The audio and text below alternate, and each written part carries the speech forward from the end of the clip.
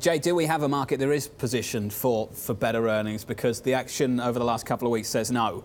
Well, I mean, I think the action over the last couple of weeks says that we've had all sorts of uncertainty, the 3 T's I mentioned earlier. Yeah. And I think we're prepped perfectly for a big up move based on earnings. Look, as the guys have said, as we've said around the table, we've had a 10% reduction in price. We've had a 7 or 8%, at least in the U.S., increase in earnings. And the combination means that the market has gone over the last couple of months from 20 times forward earnings to 16.5 times forward earnings, which is the most attractive it's been in the last 3 years. And I think that's reasonably compelling for the U.S. I happen to favor the non-U.S. markets more, and I think in particular there's a real opportunity in small caps. We haven't brought it into the discussion, but small caps to me are very, very attractive. They give you exposure to industrials, they protect against the currency, and they protect against tariffs. And then the other thing I'd say, John, is I think there's a real opportunity to go south in the markets. I like Southern Europe, I like Southeast Asia, and I like South America. Just on the big caps themselves, do you think that the multiple could be limited so long as this trade story is in the background? Absolutely. To me, I think all this uncertainty, particularly around the president and around tariffs and tech,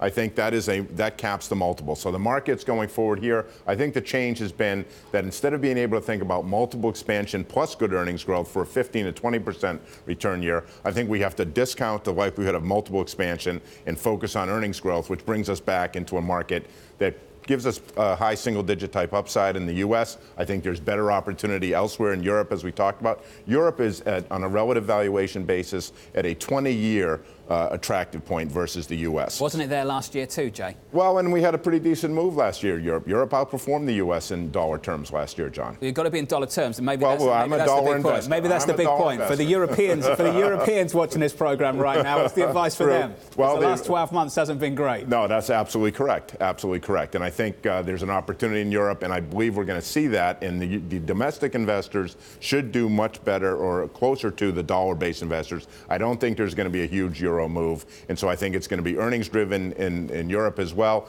And there's plenty of potential for offshore investors to join domestic investors and take it higher. Andres? Yeah, so the way I would put it basically is we have to expect single-digit returns, double-digit volatility, which is the opposite of what we've seen the last couple of years.